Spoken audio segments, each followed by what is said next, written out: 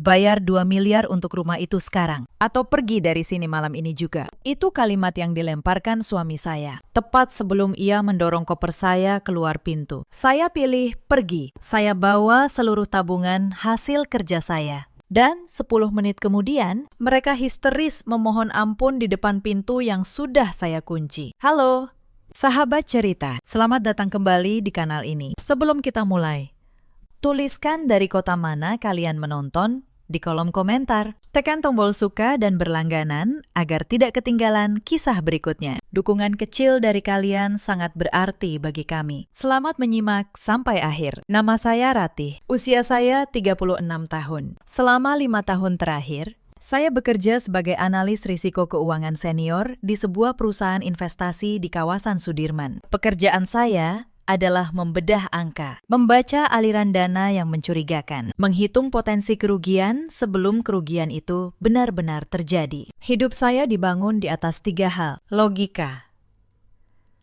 ketenangan, dan kepastian. Tetapi malam itu, ketiga hal itu runtuh sekaligus. Di ruang tamu rumah saya sendiri, ruangan terasa dingin. Bukan hanya karena pendingin udara yang menyala terlalu kencang, melainkan karena tatapan 2 orang paling dekat dalam hidup saya, yang malam itu berubah menjadi asing. Di atas meja kaca, tergeletak setumpuk brosur perumahan mewah. Brosur itu dilempar kasar oleh tangan seorang pria yang dahulu berjanji selalu melindungi saya. Pria itu Rendra, suami saya. Ia berdiri dengan napas memburu dan wajah memerah karena penolakan yang baru saja saya ucapkan. Di sampingnya, duduk seorang wanita paruh baya berbalut sutra mahal. Ibu Sarah, ibu mertua saya. Sejak hari pertama pernikahan, beliau tidak pernah benar-benar membuka pintu hatinya untuk saya. Angka di brosur itu jelas, 2 miliar rupiah. Harga sebuah rumah impian yang menurut analisis saya sama sekali tidak masuk akal. Ibu Sarah menggebrak meja. Cincin-cincin permata di jarinya beradu dengan kaca, menggema di ruangan yang sunyi. Beliau menatap saya seolah saya kriminal yang menyembunyikan harta rampasan. Uang itu untuk apa kamu simpan-simpan? Ratih, suaranya meninggi. Kami ini keluargamu. Masa untuk membeli rumah saja kamu pelit? Saya menahan napas. Saya menjaga agar jari-jari saya tidak gemetar. Bu, saya sudah cek dokumen rumah itu, kata saya pelan. Ada banyak kejanggalan. Asal-usul penjualnya tidak jelas. Saya tidak akan membeli sesuatu yang berisiko sebesar itu. Rendra melangkah maju. Ia memperpendek jarak di antara kami. Risiko, risiko, risiko. Ia mengejek. Kamu ini istri atau kalkulator? Ibu mau rumah itu. Aku mau rumah itu. Tinggal kamu cairkan tabunganmu. Selesai. Bagi mereka, tabungan di rekening saya hanyalah tiket emas untuk menaikkan derajat di mata kerabat. Mereka tidak pernah tahu dan mungkin tidak akan pernah mau peduli bagaimana setiap rupiah itu saya kumpulkan dengan memeras keringat selama bertahun-tahun. Setiap argumen logis yang saya sampaikan tidak mereka dengar. Tentang asal dana yang janggal. Tentang harga yang terlalu murah untuk lokasi semahal itu. Tentang penjual yang menolak diajak bertemu langsung. Semua itu hanya angin lalu bagi mereka. Bagi Rendra, penolakan saya adalah pembangkangan terhadap otoritasnya sebagai kepala keluarga. Lalu, Ibu Sarah berdiri. Beliau berjalan ke meja rias, mengambil barang-barang kecil milik saya, dan melemparnya ke atas koper. Kalau kamu tidak mau menurut, tidak usah tinggal di rumah anak saya, ucap beliau dingin. Rendra menyeret koper saya ke dekat pintu utama. Sebuah tindakan kasar yang memutus sisa rasa hormat yang masih ada dalam batin saya. Malam itu, di tepi jurang pernikahan yang hancur, saya berdiri diam. Tetapi di dalam kepala saya, angka-angka analisis risiko itu terus berputar. Dan satu hal sudah pasti. Keputusan saya menolak rumah itu adalah keputusan yang paling benar. Mereka tidak tahu malam itu apa yang sebenarnya sedang saya siapkan. Saya menarik koper saya sendiri. Saya tidak menangis. Saya hanya menoleh sekali, lalu menutup pintu pelan. Nama lengkap saya, Ratih Anjani. Saya lahir di sebuah kampung kecil di Jawa Tengah, dari keluarga yang sangat sederhana. Ayah saya seorang guru honorer. Ibu saya menjual kue di pasar setiap pagi. Sejak kecil, saya tahu satu hal. Angka tidak pernah berbohong. Orang bisa berbohong, tetapi angka selalu jujur. Itulah kenapa saya memilih kuliah akuntansi, lalu mendalami manajemen risiko keuangan. Saya merangkak dari posisi staf magang tanpa gaji, hingga akhirnya di usia 36, saya memimpin divisi audit risiko di perusahaan tempat saya bekerja. Saya bertemu Rendra 8 tahun lalu. Saat itu, ia tampak begitu hangat. Ia seorang pegawai biasa di sebuah perusahaan distribusi dengan gaji yang pas-pasan, tetapi penuh ambisi. Saya jatuh cinta pada ambisinya, tanpa tahu bahwa ambisi itu suatu hari akan diarahkan kepada saya sendiri. Kami menikah 4 tahun lalu. Sejak awal, Ibu Sarah ikut tinggal bersama kami. Beliau seorang janda, suaminya, Ayah Rendra, sudah lama meninggal. Saya menerima beliau dengan tangan terbuka. Saya pikir melayani orang tua adalah kewajiban seorang menantu. Tetapi saya keliru. Bagi Ibu Sarah, kehadiran saya bukan berkah. Saya hanya mesin pencetak uang yang kebetulan menikahi anaknya. Selain Ibu Sarah dan Rendra, ada satu orang lagi yang sering datang ke rumah. Namanya Wulan, adik ipar saya, adik kandung Rendra. Usianya 29 tahun. Ia belum bekerja tetap, tetapi gaya hidupnya selangit. Tas mahal, kafe mahal, liburan ke luar negeri. Semua dibiayai oleh kakaknya. Dan uang kakaknya sebagian besar adalah uang yang saya berikan. Di rumah itu, saya satu-satunya orang yang bekerja dengan penghasilan tetap dan besar. Gaji Rendra hanya cukup untuk kebutuhan dirinya sendiri. Sisanya, semua tagihan rumah, listrik, belanja, bahkan arisan Ibu Sarah jatuh ke pundak saya. Saya tidak pernah mengeluh. Saya pikir inilah pengorbanan yang harus dilakukan demi keutuhan rumah tangga. Tetapi pengorbanan saya justru dibaca sebagai kelemahan. Fat pertama dalam pernikahan kami muncul setahun lalu. Saat itu, Wulan datang sambil menangis. Ia mengaku terlilit utang kartu kredit sebesar 70 juta rupiah. Ibu Sarah langsung menatap saya, seolah-olah utang itu adalah tanggung jawab saya. Ratih, kamu kan punya uang, bantu adikmu dulu, kata Ibu Sarah. Saya sebenarnya keberatan. Tetapi demi menjaga suasana, saya melunasi utang itu. Saya pikir, sekali saja. Ternyata itu hanya pintu pertama. Setelah utang Wulan lunas, permintaan demi permintaan terus datang. Model usaha Rendra yang selalu gagal. Renovasi kamar Ibu Sarah. Mobil baru atas nama Rendra. Setiap kali saya mencoba menolak, Ibu Sarah selalu punya senjata yang sama. Rasa bersalah. Dasar menantu tidak tahu balas budi. Begitu beliau selalu berkata. Kami sudah menerimamu yang dari kampung. Masih juga pelit. Saya mulai lelah. Tetapi sebagai seorang yang bekerja dengan angka, saya melakukan satu hal yang akhirnya menyelamatkan hidup saya. Saya mencatat setiap rupiah yang keluar dari rekening saya untuk keluarga itu. Saya catat rapi. Tanggal, jumlah. Untuk siapa? Untuk apa? Bukan karena saya berniat jahat, hanya karena kebiasaan profesi. Tetapi catatan itu kelak menjadi tameng saya. Masalah rumah 2 miliar itu tidak datang tiba-tiba. Ia tumbuh perlahan, seperti retakan kecil di tembok yang lama-lama meruntuhkan seluruh bangunan. Semua bermula 3 bulan sebelum malam pengusiran itu. Suatu sore, Rendra pulang dengan wajah berseri. Ia membawa map tebal berisi brosur sebuah perumahan mewah di kawasan Pondok Indah. Rumah 2 lantai, kolam renang, taman luas. Harganya 2 miliar rupiah. Saya ingat betul sore itu. Saya baru pulang dari kantor. Lelah setelah seharian membedah laporan audit yang rumit. Saya hanya ingin secangkir teh dan ketenangan. Tetapi yang saya dapat adalah Rendra yang berlari menyambut saya dengan mata berbinar. Seperti anak kecil yang baru menemukan mainan baru. Ini rumah masa depan kita. Ratih, katanya bersemangat. Bayangkan, kita pindah dari rumah sempit ini ke sana. Ibu pasti bangga. Saya mengambil brosur itu sebagai analis. Mata saya langsung tertuju pada hal-hal yang tidak wajar. Harga 2 miliar untuk rumah di lokasi seperti itu terlalu murah. Rumah serupa di kawasan yang sama dijual minimal 3,5 miliar. Selisihnya terlalu jauh. Mas, harga ini aneh, kata saya. Terlalu murah. Pasti ada yang tidak beres. Rendra mengernyit. Justru itu bagus, kan? Murah berarti untung. Saya menggeleng.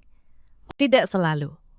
Dalam dunia keuangan, harga yang terlalu murah biasanya menyembunyikan masalah. Bisa jadi sertifikatnya bermasalah. Bisa jadi rumahnya hasil sengketa. Atau lebih buruk lagi. Tetapi Rendra tidak mau mendengar. Bagi dia, saya hanya mencari-cari alasan untuk tidak mengeluarkan uang. Itu insiden pertama. Dan saat itu, saya belum tahu betapa dalam jurang yang ada di balik brosur itu. Beberapa hari kemudian, Rendra mengajak saya bertemu penjual rumah itu. Namanya, katanya, Pak Aldo, seorang pria berpakaian rapi dengan jam tangan mahal dan senyum yang terlalu lebar. Tetapi pertemuan itu janggal. Pak Aldo tidak mau bertemu di kantor notaris. Ia memilih sebuah kafe sepi di pinggir kota. Ia tidak membawa sertifikat asli, hanya fotokopi. Dan saat saya bertanya soal riwayat kepemilikan rumah, jawabannya berputar-putar. Naluri profesi saya berdering keras. Orang yang menjual aset 2 miliar tidak akan bersembunyi di kafe dan menolak menunjukkan dokumen asli. Hanya ada satu alasan untuk itu. Ada sesuatu yang ingin disembunyikan. Malam itu, saya berkata terus terang kepada Rendra, Mas, saya tidak akan ikut transaksi ini. Penjualnya mencurigakan. Saya tidak mau uang kita lenyap. Rendra marah besar. Tetapi ia tidak tahu. Malam itu, saya diam-diam menyimpan fotokopi dokumen yang sempat saya foto dengan ponsel saya. Insiden ketiga datang dari Ibu Sarah. Beliau mulai menekan dengan cara yang lebih halus dan justru lebih menyakitkan. Beliau mengumpulkan para kerabat di rumah, lalu di depan mereka semua. Beliau memuji rencana membeli rumah mewah itu. Anak saya Rendra sebentar lagi punya rumah 2 miliar di Pondok Indah, kata beliau. Bangga. Semua kerabat bertepuk tangan. Mereka memandang saya dengan tatapan penuh harap, seolah saya wajib mewujudkan kebanggaan itu. Tekanan sosial itu sengaja diciptakan agar saya tidak bisa menolak tanpa terlihat sebagai menantu yang jahat. Saya hanya tersenyum tipis. Di dalam hati, saya tahu mereka sedang membangun istana di atas pasir. Insiden keempat terjadi seminggu kemudian. Saya pulang kerja lebih awal karena merasa tidak enak badan. Sampai di rumah, saya mendengar Ibu Sarah dan Wulan sedang berbicara di dapur. Mereka tidak tahu saya sudah pulang. Bu, kalau Rati tetap tidak mau cairkan uangnya, bagaimana? Tanya Wulan. Tenang, jawab Ibu Sarah.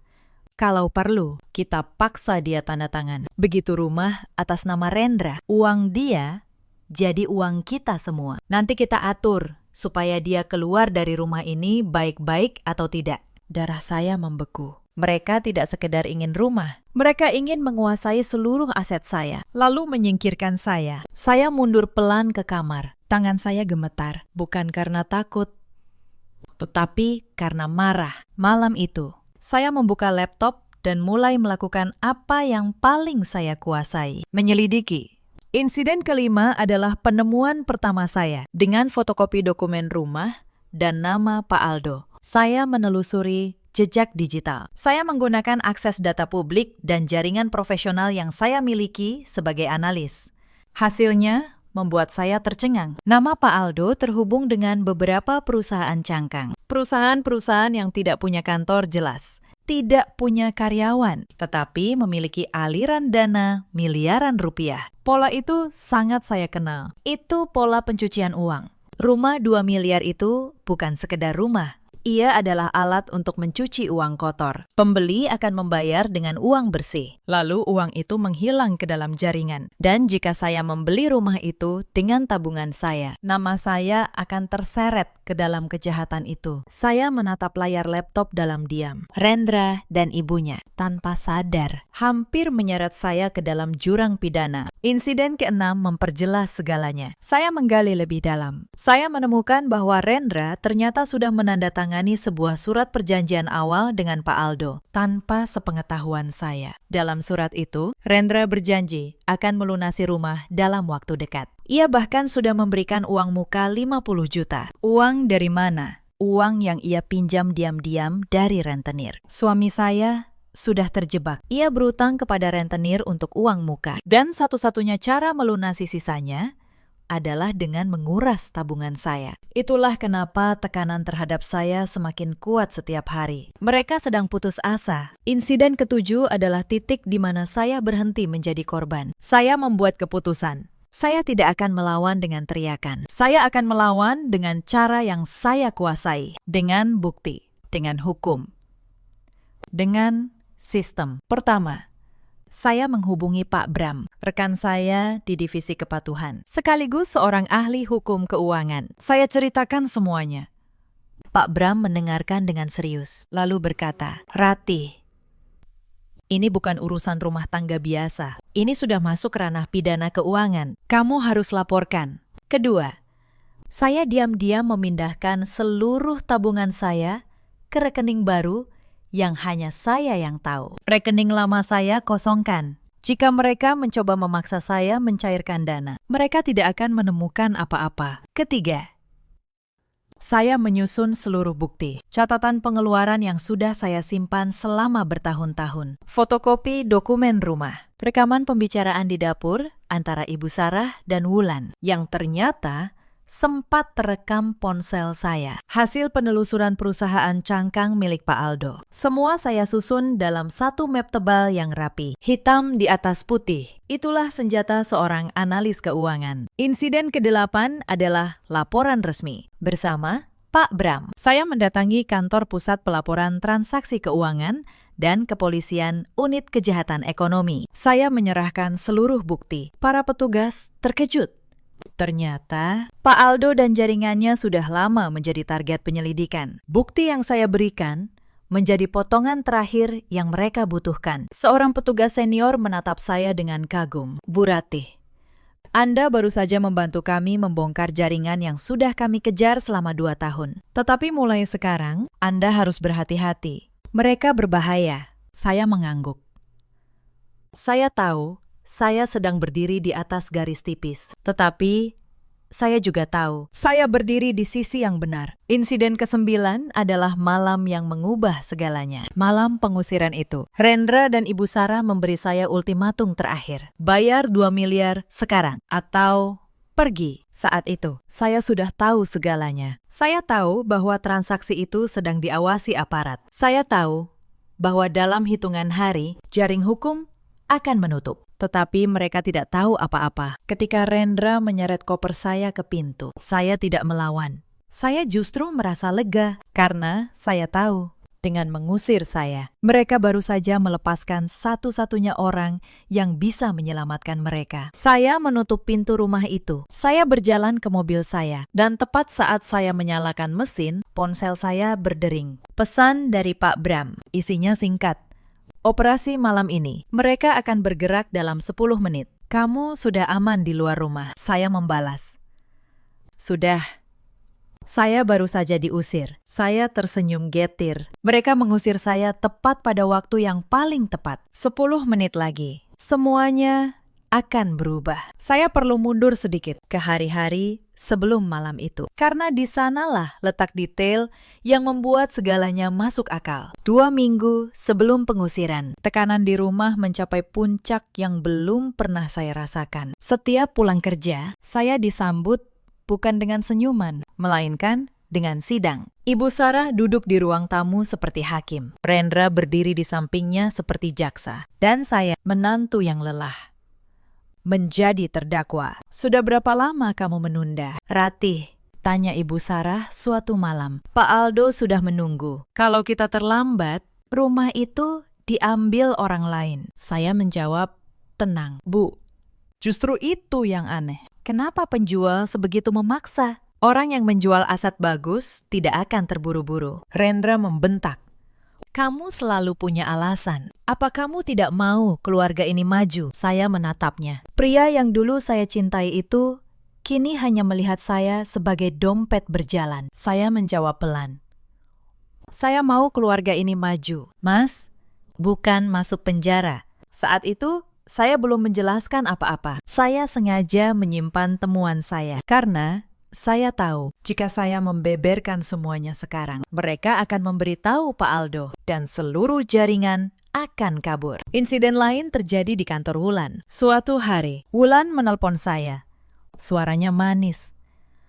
Terlalu manis. Ia mengajak saya makan siang. Saya tahu ada maksud di baliknya. Tetapi saya datang juga di kafe mahal yang ia pilih. Wulan mulai bermain peran.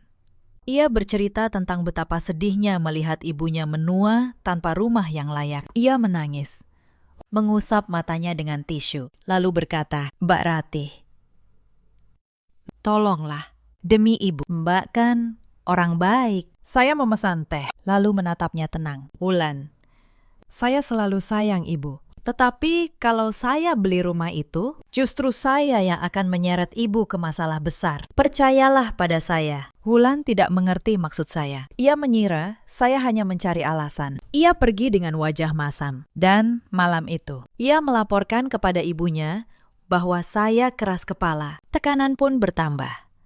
Ibu Sarah mulai memainkan kartu terakhirnya. Beliau berpura-pura sakit. Beliau berbaring di kamar, menolak makan, dan berkata bahwa ia tidak akan sembuh sampai rumah impiannya terwujud. Rendra menyalahkan saya. "Lihat, ibu sakit gara-gara kamu." Saya tahu itu sandiwara, tetapi saya tetap merawat Ibu Sarah. Saya membawakan bubur, menyiapkan obat, mengukur tekanan darahnya. Bukan karena saya percaya beliau benar-benar sakit, melainkan karena saya tidak ingin kehilangan kemanusiaan saya, sekalipun mereka sudah kehilangan kemanusiaan mereka. Sementara itu, di balik layar, saya bekerja lebih keras bersama Pak Bram. Saya memverifikasi setiap bukti. Kami memastikan setiap dokumen sah secara hukum. Kami merekam jejak komunikasi antara Rendra dan Pak Aldo. Kami menyusun kronologi yang rapi, agar saat-saatnya tiba, tidak ada celah sedikit pun. Pak Bram pernah bertanya kepada saya, "Ratih,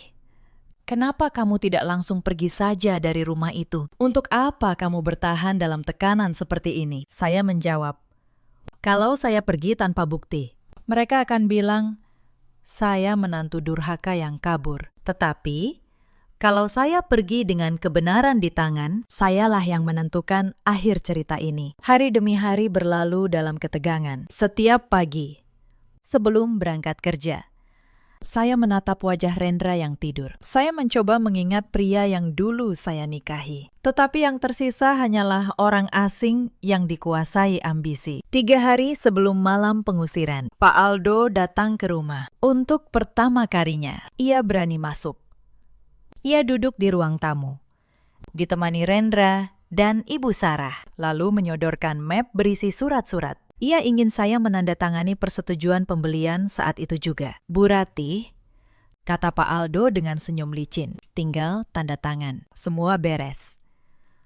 Uang muka sudah dibayar suami Anda, tinggal pelunasan." Saya menatap surat itu. Lalu, saya menatap Pak Aldo. Dalam hati, saya berkata, "Kamu tidak tahu siapa yang sedang kamu hadapi." Saya berkata pelan, "Saya perlu waktu untuk membaca dokumen ini." Pakistan sebagai analis. Saya tidak pernah menandatangani apapun tanpa membaca. Pak Aldo tersenyum, tetapi matanya menyiratkan ketidaksabaran. Ia pergi malam itu tanpa tanda tangan saya, yang ia tidak tahu. Malam itu juga saya menyerahkan salinan suratnya kepada pihak berwajib. Surat itu menjadi bukti kunci. Esok harinya, suasana di rumah berubah menjadi perang dingin. Rendra hampir tidak berbicara dengan saya. Ibu Sarah menatap saya dengan kebencian terbuka. Wulan sengaja menyindir saya di grup keluarga. Saya tahu badai sedang mendekat. Tetapi saya juga tahu, saya sudah memasang seluruh penangkal petir di tempat yang tepat. Tetapi sebelum malam itu, ada satu kejadian yang nyaris membuat saya goyah. 2 hari sebelum pengusiran, ponsel saya berdering dari nomor tak dikenal. Saat saya angkat, suara di seberang adalah Pak Aldo. Nadanya tidak lagi ramah seperti di kafe. Kali ini, dingin dan mengancam. "Bu Ratih," katanya pelan, Saya dengar Anda banyak bertanya-tanya soal rumah itu. Sebaiknya Anda berhenti. Orang yang terlalu banyak tahu, hidupnya jadi tidak nyaman. Anda mengerti maksud saya. Jantung saya berdegup keras. Tetapi sebagai seorang yang terlatih membaca ancaman dalam angka, saya tahu cara menjaga suara tetap tenang. Pak Aldo, jawab saya. Saya hanya istri yang berhati-hati soal uang keluarga. Tidak lebih. Ia tertawa kecil, lalu menutup telepon. Malam itu, saya tidak bisa tidur. Saya tahu, ancaman itu nyata. Tetapi, saya juga tahu, mundur sekarang berarti membiarkan kejahatan menang. Saya menelepon Pak Bram. Ia menyarankan saya merekam setiap komunikasi dan segera melengkapi laporan. Ancaman dari Pak Aldo ternyata justru menjadi bukti tambahan yang memberatkannya. Ia tidak tahu bahwa setiap kata ancamannya sedang saya simpan rapi. Lalu, ada satu kejadian lagi, sehari sebelum pengusiran, yang membuat saya yakin tidak ada jalan kembali. Sore itu, saya pulang lebih awal. Saya mendengar Rendra berbicara di telepon di ruang kerjanya. Saya berhenti di balik pintu. Suaranya rendah, panik. Pakistan, saya pasti lunasi. Tinggal istri saya cairkan tabungannya. Beri saya waktu sedikit lagi. Saya tidak mau berurusan dengan orang-orang Anda yang biasa menagih. Saya membeku. Suami saya tidak hanya berutang kepada rentenir. Ia berutang kepada penagih yang berbahaya. Bagian dari jaringan yang sama. Ia sudah terlalu dalam dan ia berniat menyeret saya bersamanya demi menyelamatkan dirinya sendiri. Saat itu, rasa cinta terakhir yang masih tersisa di hati saya padam sepenuhnya. Saya tidak lagi melihat suami. Saya melihat seorang pria yang rela menukar keselamatan istrinya demi melunasi keserakahannya. Malam itu, saya menyelesaikan seluruh berkas laporan. Saya memastikan rekening saya kosong dari jangkauan mereka. Saya menyiapkan surat cerai. Saya siap untuk apapun yang akan terjadi. Dan kemudian, tibalah malam itu. Malam ketika 2 miliar menjadi garis akhir. Malam ketika mereka memilih mengusir saya, tanpa tahu bahwa mereka sedang mengusir satu-satunya perisai yang melindungi mereka dari kehancuran. Saya keluar dari pekarangan rumah dengan koper di tangan. Udara malam terasa dingin menusuk tulang. Tetapi di dada saya ada sesuatu yang justru terasa hangat. Sebuah kelegaan yang sudah lama tidak saya rasakan. Saya memasukkan koper ke bagasi, lalu duduk di kursi pengemudi. Saya tidak langsung menyalakan mesin. Saya menatap rumah itu untuk terakhir kalinya. Lampu ruang tamu masih menyala. Bayangan Rendra dan ibunya bergerak di balik tirai. Masih merasa menang. Mereka pikir mereka baru saja menyingkirkan saya. Mereka tidak tahu. Mereka baru saja menandatangani akhir cerita mereka sendiri. Ponsel saya bergetar. Pesan dari Pak Bram masuk. Tim sudah di lokasi. Bergerak sekarang. Belum sempat saya membalas. Sebuah konvoi mobil tanpa lampu sirine masuk pelan ke jalan perumahan. Beberapa kendaraan berhenti tepat di depan rumah yang baru saja mengusir saya. Pintu-pintu mobil terbuka. Belasan petugas berseragam dan berpakaian sipil turun dengan tenang, lalu mengepung rumah itu. Saya menarik mobil saya menjauh sedikit, lalu berhenti di tepi jalan. Dari sana, saya menyaksikan semuanya. Para petugas mengetuk pintu. Saya melihat Rendra membuka pintu dengan wajah bingung. Lalu wajah itu berubah pucat saat seorang petugas menunjukkan surat tugas. Surat penggeledahan dan penangkapan. Dalam hitungan menit, suasana di rumah itu berubah total. Saya bisa mendengar teriakan Ibu Sarah dari kejauhan. Saya melihat Rendra mencoba menjelaskan. Tangannya menggapai-gapai. Suaranya meninggi, panik. Tetapi hukum tidak mendengar panik. Hukum hanya mendengar bukti. Para petugas membawa keluar dokumen-dokumen, termasuk surat perjanjian dengan Pak Aldo. Mereka menyita ponsel Rendra dan Ibu Sarah. Mereka memasang garis pembatas di sekeliling rumah. Dan kemudian, tepat 10 menit setelah mereka mengusir saya, terjadilah hal yang tidak pernah saya bayangkan. Rendra berlari keluar rumah. Ia mencari saya. Ia melihat mobil saya di tepi jalan, lalu berlari ke arah saya. Wajahnya yang tadi penuh kemenangan, kini hancur oleh ketakutan. "Rati, Rati, tolong!" teriaknya sambil menggedor jendela mobil. "Ada apa ini? Kenapa polisi datang?" Tolong jelaskan. Saya menurunkan kaca jendela sedikit. Saya menatapnya dengan tenang. Tatapan yang sama yang saya gunakan saat membedah laporan keuangan yang penuh kebohongan. Mas, kata saya pelan, rumah 2 miliar yang kalian paksa saya beli, itu adalah alat pencucian uang. Pak Aldo bagian dari jaringan mafia keuangan. Kalau malam ini saya menandatangani pembelian itu, sayalah yang akan masuk penjara. Tetapi karena saya menolak dan karena saya melaporkan semuanya, yang masuk penjara adalah mereka. Dan sekarang kalian. Wajah Rendra membeku. Ia tidak percaya. Tidak mungkin. Kamu yang melaporkan kami. Saya tidak melaporkan kalian, jawab saya. Saya melaporkan kejahatan. Kalian yang memilih berdiri di sisi kejahatan itu. Di belakang Rendra, saya melihat Ibu Sarah dipapah keluar oleh petugas. Wanita yang tadi begitu angkuh, kini menangis meraung-raung. Cincin permata di jarinya, sutra mahal di tubuhnya. Semua itu tidak berarti apa-apa lagi. Ratih, Ibu Sarah berteriak saat melihat saya. Tolong, Nak. Ibu salah. Ibu minta maaf. Tolong selamatkan kami. Itulah pertama kalinya dalam 4 tahun pernikahan. Ibu Sarah memanggil saya. Nah, dan ironisnya, panggilan itu datang justru ketika semuanya sudah terlambat. Saya keluar dari mobil.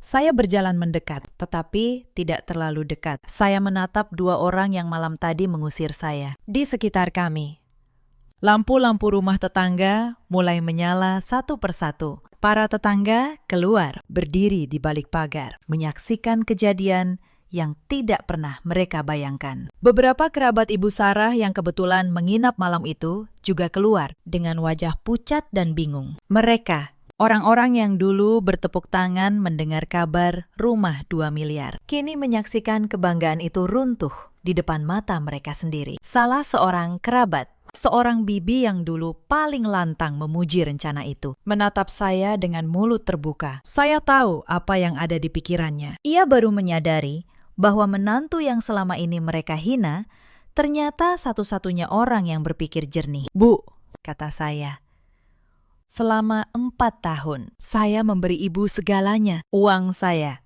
tenaga saya, kesabaran saya. Dan setiap kali, ibu menyebut saya menantu yang tidak tahu balas budi. Malam ini, saya menolak menyerahkan tabungan saya bukan karena pelit. Saya menolak karena tabungan itu jujur dan rumah itu kotor. Saya tidak akan pernah mengotori hasil keringat saya dengan uang hasil kejahatan. Ibu Sarah jatuh berlutut di trotoar. Ibu, mohon, Ratih, bantu kami. Kamu punya kenalan, kamu pintar. Selamatkan anak ibu. Saya menggeleng pelan. Saya analis risiko, Bu. Tugas saya mendeteksi kebohongan, bukan menutupinya. Saya sudah menyerahkan semua bukti kepada yang berwajib. Apa yang terjadi selanjutnya bukan lagi di tangan saya. Itu di tangan hukum. Rendra mencoba meraih lengan saya. Ratih, kita ini suami istri. Kamu tidak bisa meninggalkan saya begini. Saya menarik lengan saya pelan. Suami istri. Mas, suami istri yang mana? Yang mendorong koper istrinya keluar pintu malam ini. Yang menyeret istrinya seperti barang. Pernikahan kita sudah berakhir saat kamu memilih keserakahan di atas kepercayaan. Saya mengeluarkan sebuah map tipis dari dalam tas saya. Map yang sudah saya siapkan jauh-jauh hari. Saya menyerahkannya kepada Rendra. Ini surat permohonan cerai. Sudah saya siapkan. Pengacara saya akan mengurus sisanya. Saya tidak menuntut apa-apa darimu. Mas, karena memang tidak ada lagi yang bisa saya ambil. Hanya kebebasan saya sendiri. Rendra menatap map itu dengan tangan gemetar. Di belakangnya, petugas memanggilnya untuk dibawa ke mobil tahanan. Saya melangkah mundur. Saya menatap mereka berdua untuk terakhir kalinya. Lalu saya berkata pelan, kalimat yang sudah lama ingin saya ucapkan. Ibu pernah bilang saya menantu yang berhati batu. Mungkin ibu benar, tetapi hati batu inilah yang menyelamatkan saya. Ketika orang-orang yang seharusnya melindungi saya, justru menjadi orang yang paling ingin menghancurkan saya. Saya berbalik. Saya berjalan menuju mobil. Di belakang saya, tangisan dan ratapan terus terdengar. Semakin lama, semakin samar. Saya tidak menoleh lagi. Sebagian dari hidup saya ditutup malam itu. Di trotoar dingin di depan rumah yang tidak pernah benar-benar menjadi rumah saya masuk ke mobil. Saya menyalakan mesin. Dan untuk pertama kalinya sejak lama, saya menangis. Bukan karena sedih, melainkan karena lega. Malam itu, saya menginap di sebuah hotel sederhana di pusat kota. Bukan hotel mewah, hanya kamar kecil dengan tempat tidur bersih dan jendela yang menghadap jalan. Tetapi malam itu, saya tidur paling nyenyak dalam 4 tahun terakhir. Tidak ada lagi suara gebrakan meja. Tidak ada lagi sindiran. Tidak ada lagi tekanan untuk menyerahkan apa yang menjadi milik saya. Esok paginya, cahaya matahari menembus celah gorden. Saya bangun dengan perasaan yang asing, perasaan tenang. Saya membuka laptop. Di kotak masuk, surat elektronik. Ada pesan resmi dari jajaran direksi kantor saya. Isi pesan itu membuat mata saya berkaca-kaca. Bukan karena sedih, melainkan karena bangga pada diri sendiri. Direksi menyampaikan apresiasi tertinggi atas profesionalitas saya. Bukti yang saya serahkan tidak hanya melindungi aset pribadi saya. Bukti itu juga membantu pihak berwajib membongkar jaringan pencucian uang lintas negara yang sudah lama mereka kejar. Saya menutup laptop. Saya menarik napas dalam-dalam. Udara pagi yang bersih memenuhi dada saya. Sebuah perasaan bebas yang sudah bertahun-tahun tidak saya rasakan. Tidak ada lagi tekanan emosional. Tidak ada lagi caci maki yang merendahkan martabat. Tidak ada lagi tangan-tangan yang mencoba menguras hasil keringat saya. Hari itu adalah awal babak baru. Babak di mana saya memegang kendali penuh atas hidup, takdir, dan seluruh hasil kerja keras saya. Beberapa hari kemudian, kasus itu mulai bergulir. Pak Aldo ditangkap di sebuah apartemen mewah di kawasan Kuningan. Bersamanya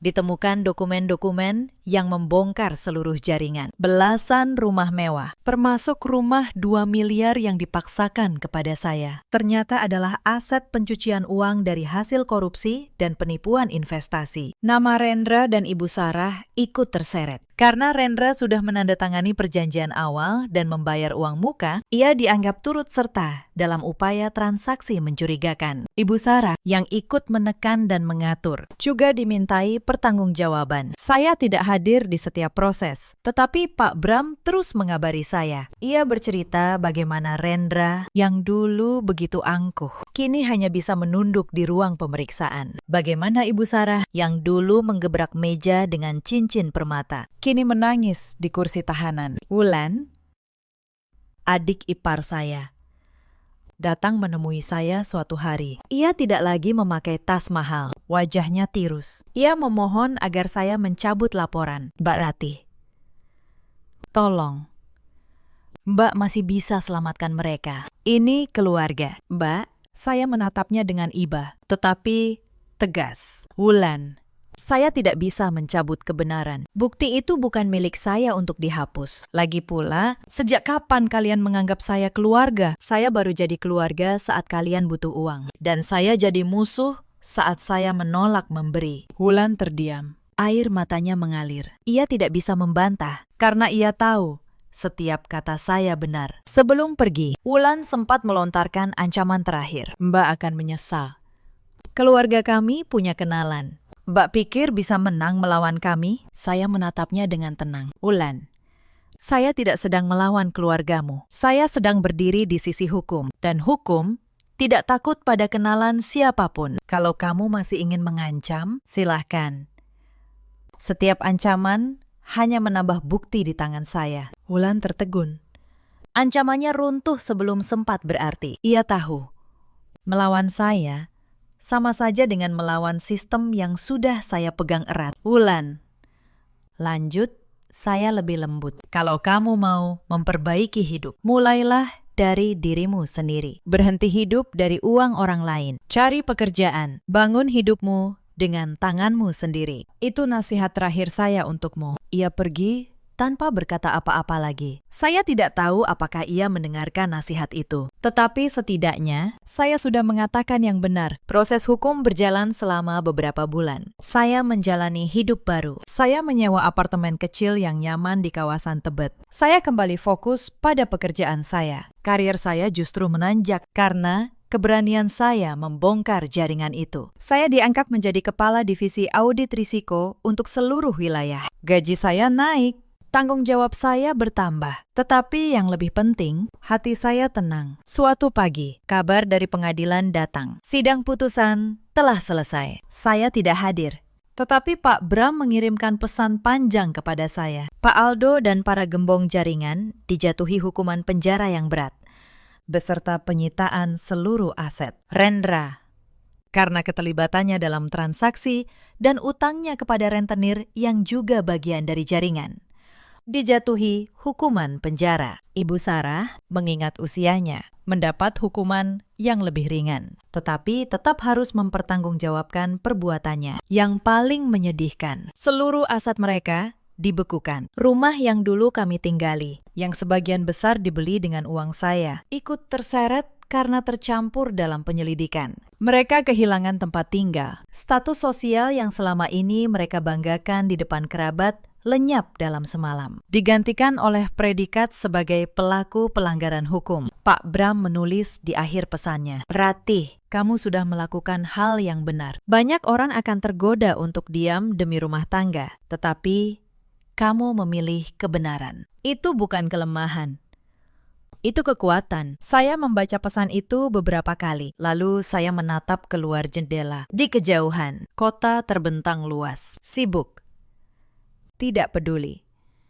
Saya memikirkan Rendra di balik jeruji. Saya memikirkan Ibu Sarah di kursi tuanya yang penuh penyesalan. Dan untuk pertama kalinya, saya tidak merasa marah. Saya hanya merasa kasihan. Karena pada akhirnya, mereka kalah bukan oleh saya.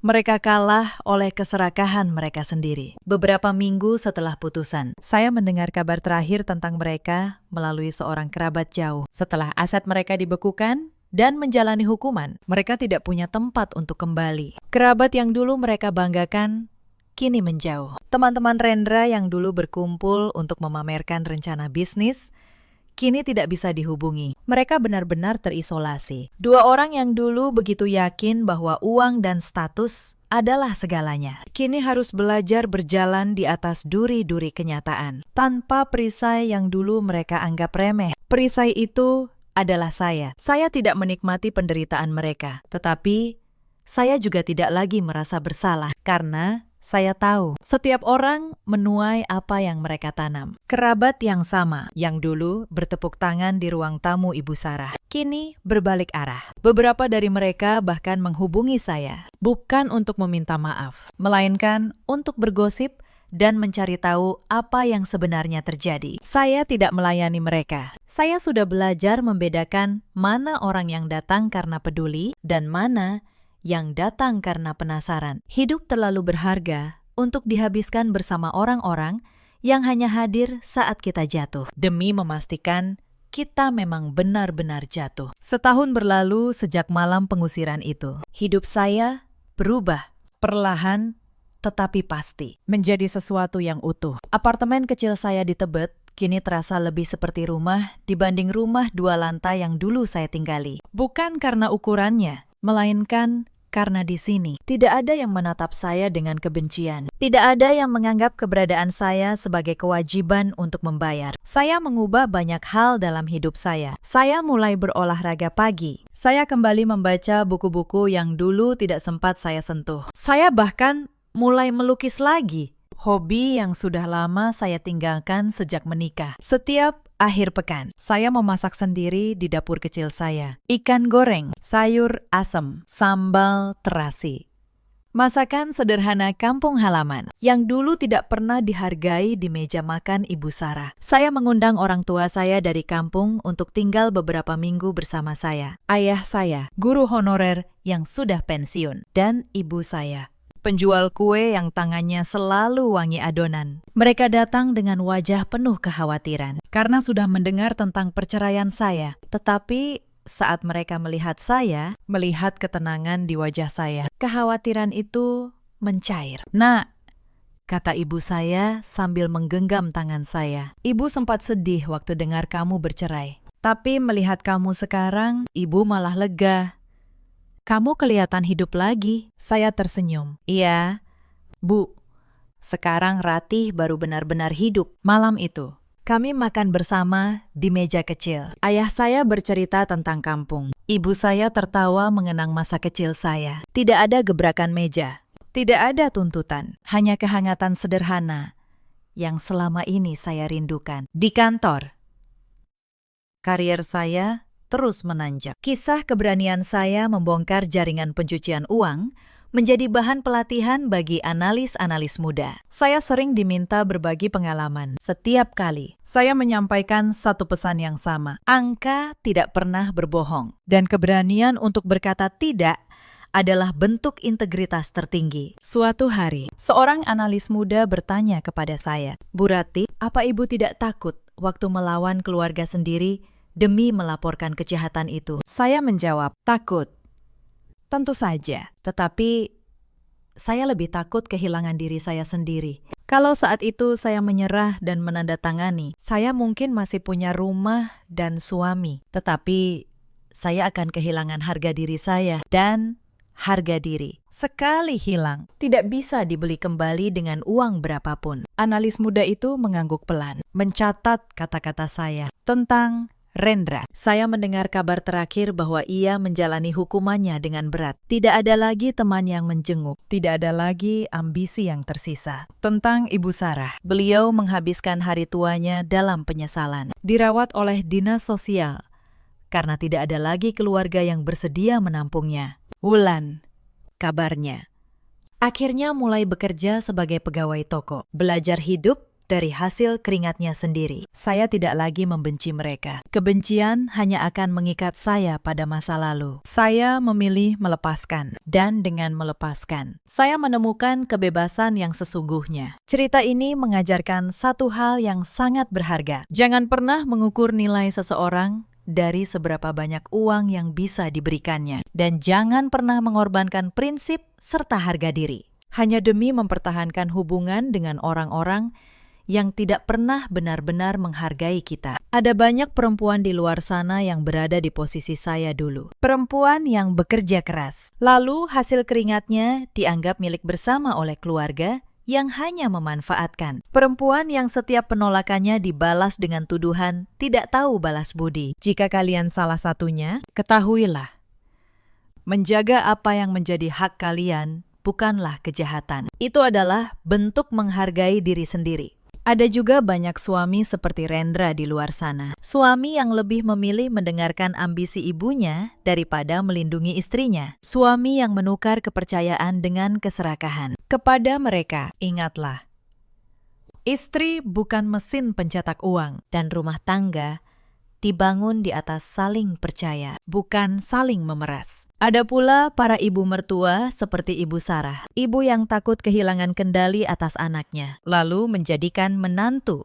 sebagai musuh. Padahal menantu yang baik adalah anugerah, bukan ancaman.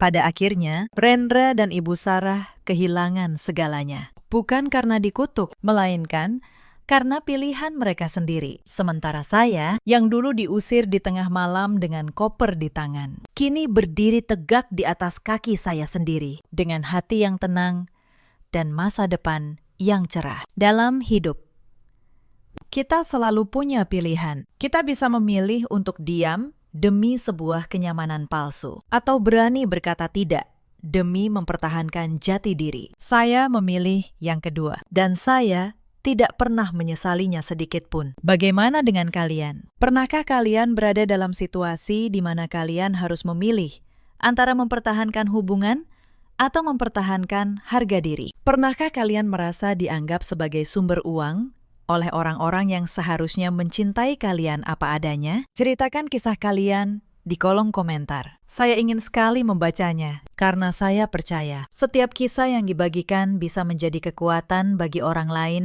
yang sedang berjuang dalam diam. Terima kasih sudah menemani sampai akhir. Sampai jumpa di kisah berikutnya. Jaga diri kalian. Dan jangan pernah biarkan siapapun membuat kalian merasa bahwa harga diri kalian bisa dibeli. Karena pada akhirnya, harga diri adalah satu-satunya rumah yang tidak pernah bisa diusir oleh siapapun. Dan rumah itu selamanya hanya milik kita sendiri. Malam itu, Di ruang tamu rumah mewah kawasan Pondok Indah, seorang perempuan ditampar oleh suaminya sendiri. Ditampar di depan mertua dan adik iparnya, lalu diusir keluar. Seolah dia hanya pembantu yang lancang. Tapi mereka bertiga lupa satu hal. Perempuan yang baru saja mereka hina itu adalah pemilik sah rumah ini. Pemilik sah seluruh isinya. Dan pemilik sah perusahaan yang selama ini menggaji mereka semua. Namanya Maharani Sastra. Dan malam ini, kesabaran 7 tahunnya baru saja habis. Apa yang terjadi setelah tamparan itu akan menjadi pelajaran yang tidak akan pernah mereka lupakan seumur hidup. Karena terkadang, orang yang paling sabar adalah orang yang paling berbahaya ketika akhirnya memutuskan untuk berhenti memaafkan. Halo, sahabat. Selamat datang kembali. Kalau kalian suka kisah karma yang tertata rapi sampai detik terakhir, tekan tombol like dan subscribe dulu. Tulis kota kalian di kolom komentar, supaya saya tahu dari mana kalian menonton. Sekarang, mari kita mulai. Nama saya Maharani Sastra, 41 tahun. Direktur utama sebuah perusahaan distribusi farmasi di kawasan Kuningan. Sudah 7 tahun saya menjadi istri Reza Wijaya. Dan sudah 7 tahun pula saya belajar satu hal pahit. Ada rumah yang dindingnya dingin, bukan karena pendingin ruangan. Sore tadi rapat pemegang saham berlangsung sampai lewat pukul 7. 3 klien membatalkan kontrak dalam 1 minggu. Saya yang harus menambal semuanya. Kepala saya berdenyut sejak siang, tapi istirahat adalah barang mewah yang belum boleh saya nikmati. Mobil saya masuk ke pelataran rumah ketika langit sudah gelap penuh. Saya tidak langsung turun. Saya sandarkan kepala ke jok, menutup mata sebentar. Di balik pagar besi yang tinggi itu, ada dunia yang lebih melelahkan daripada ruang rapat manapun. Rumah ini besar. Lampu kristal di ruang tengah, karpet tebal dari luar negeri, perabotan yang harganya bisa membeli mobil baru. Semua ini saya bangun sendiri, dari nol. Dari kantor, sewa 2 petak di Tebet, 12 tahun lalu. Tapi di dalam rumah ini, saya tidak pernah diperlakukan sebagai pemiliknya. Saya dorong pintu kayu jati berukir itu. Hawa dingin menyapa. Dan di sofa kulit, seperti biasa. Bu Lastri sudah menunggu. Ibu mertua saya mengenakan daster sutra yang saya belikan bulan lalu, lengkap dengan kalung emas yang juga saya beli. Televisi besar menyala dengan volume tinggi. Baru pulang kamu, Maharani. Suaranya mengalahkan suara televisi. Nadanya tajam. Penuh sindiran yang tidak pernah ia sembunyikan. Iya, Bu. Hari ini banyak masalah di kantor. Beberapa klien membatalkan kontrak. Jadi saya harus mengurus semuanya sampai larut. Saya jawab pelan.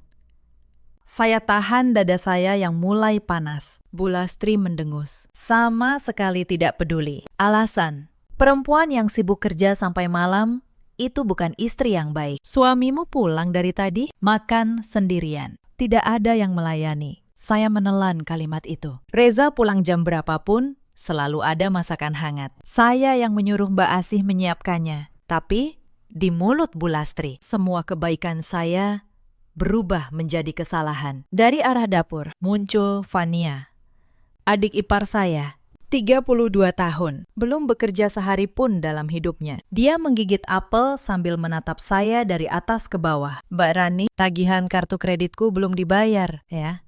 Kemarin ditolak di butik. Dia bicara santai, seolah uang saya adalah uang miliknya. Saya menarik napas. Bannya, bulan ini sudah 3 kali. Mbak rasa kamu perlu mulai mengatur sendiri. Wajah Fania langsung berubah. Wah, pelit sekarang.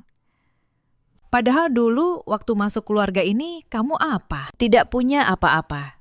Saya hampir tertawa mendengarnya. Tidak punya apa-apa. Padahal rumah yang sedang ia tinggali ini berdiri atas nama saya. Tapi saya diam. Saya sudah terlalu lelah untuk meluruskan dongeng yang mereka ciptakan sendiri. Saya melangkah menuju dapur. Ingin minum air putih sebelum naik ke kamar. Di meja makan, piring kotor bekas makan malam mereka bertumpuk. Tidak ada yang membereskan. Mbak Asih, pembantu kami, sudah pulang sore tadi karena ibunya sakit. Maka piring-piring itu menunggu saya, selalu menunggu saya. Maharani, panggil Bu Lastri dari ruang tengah. tanpa menoleh dari televisinya. Cuci piring itu sekalian, jangan biarkan kotor sampai pagi. Kamu ini perempuan.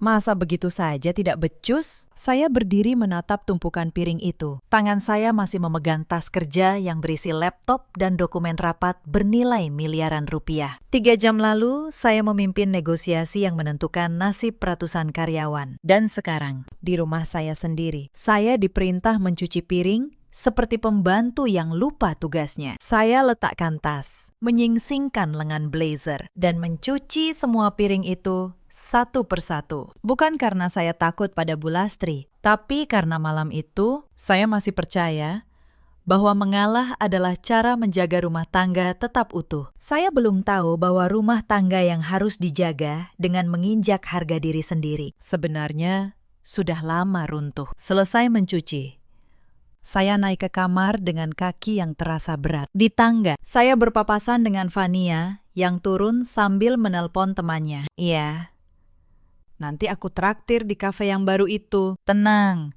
kakak iparku yang bayar. Dia kan kaya, katanya tertawa. Sengaja cukup keras agar saya dengar. Saya berhenti 1 detik di anak tangga itu. Lalu, saya lanjutkan langkah. Sudah biasa. Semua sudah biasa. Dan justru karena sudah biasa itulah, saya tidak sadar betapa banyak yang telah saya korbankan demi sebuah kata bernama keluarga. Mari saya ceritakan bagaimana semua ini bermula. 7 tahun lalu, saya bertemu Reza di sebuah seminar bisnis. Saat itu dia karyawan biasa di perusahaan logistik. Sopan, perhatian, dan tampak tulus. Saya yang sudah punya perusahaan sendiri justru tertarik karena dia tidak silau pada harta saya. Setidaknya, itu yang saya kira. Saya membangun perusahaan saya dari benar-benar nol selepas kuliah. Dengan modal pinjaman dari ayah yang tidak seberapa, saya menyewa kantor 2 petak di Tebet. Saya yang menjadi direktur sekaligus pesuruh. Saya yang menelpon klien, menyusun proposal, mengantar barang, sampai mencuci gelas tamu. Bertahun-tahun saya bekerja tanpa libur, sampai perusahaan distribusi farmasi itu tumbuh menjadi salah satu yang terbesar di bidangnya. Setiap rupiah dari kekayaan saya tahu persis dari mana asalnya. Karena saya sendiri yang meneteskan keringat untuk itu. Maka ketika saya bertemu Reza yang sederhana, saya pikir saya menemukan seseorang yang menghargai kerja keras. Seseorang yang mencintai saya, bukan rekening saya. Betapa salahnya saya sebelum menikah ayah saya, Pak Sastra, pendiri grup usaha keluarga, meminta satu hal. Beliau ingin Reza menandatangani perjanjian pranikah. Bukan karena tidak percaya, kata ayah, tapi karena seluruh aset, termasuk rumah dan saham perusahaan, adalah milik pribadi saya yang dibangun sebelum pernikahan. Perjanjian itu menyebut dengan jelas, jika terjadi perceraian atau jika terbukti ada pengkhianatan, seluruh harta tetap menjadi milik saya sepenuhnya. Reza menandatanganinya tanpa ragu saat itu. Aku menikahimu karena cinta, bukan karena harta, katanya sambil tersenyum. Saya percaya. Saya simpan dokumen itu di brankas. Lalu, saya lupakan. 7 tahun.